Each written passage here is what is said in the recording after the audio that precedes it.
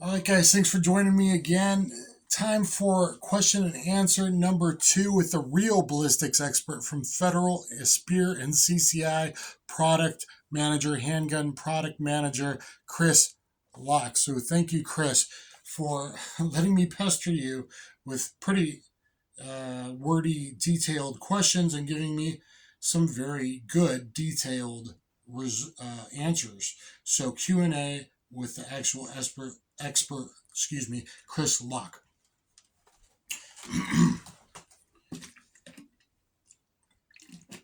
Does bullet performance in real officer-involved shootings, OIS, or defensive gun use look most like heavy clothing calibrated organic gel results?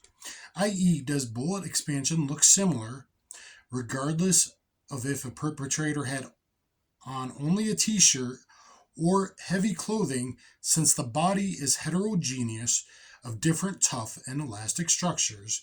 And do bullets that perform well in this testing protocol provide the best real-world results?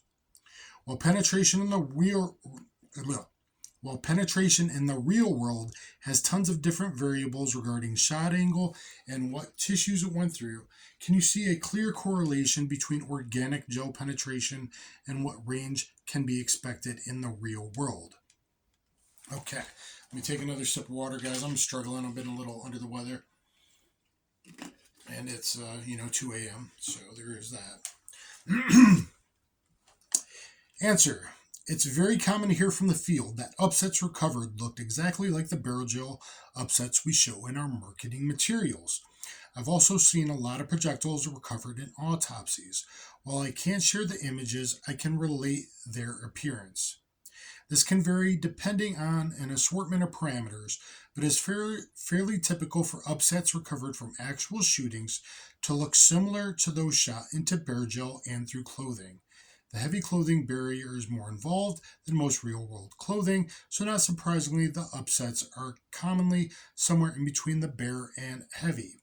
We've done more extreme tests to understand worst case clothing. Insulated Carhartt jacket, including pocket, heavy sweatshirt, work shirt, and base layer.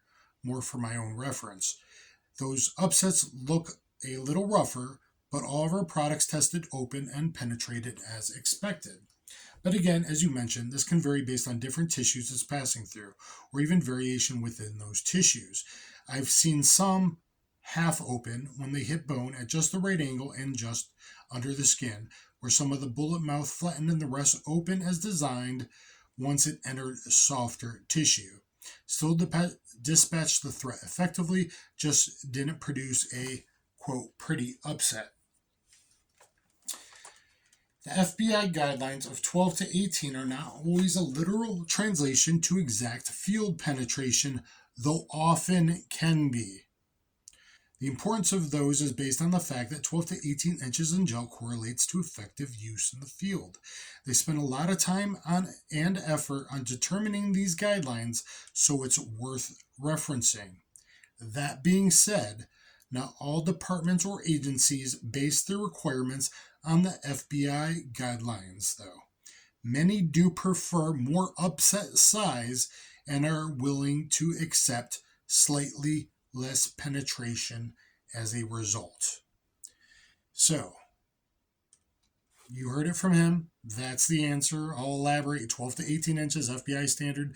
They give the most points for 14 to 16. So, they try to get 14 to 15.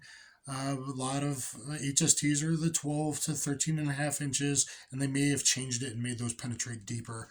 Hopefully I'll answer that in a later question about the double cantilures instead of single.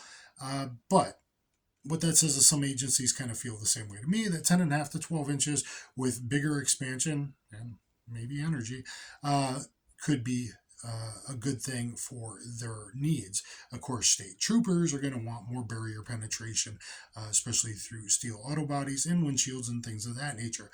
But that is the second Q&A with actual ballistics expert from Federal and Speer, Chris Laack. So please join us for part 3 through infinity and beyond.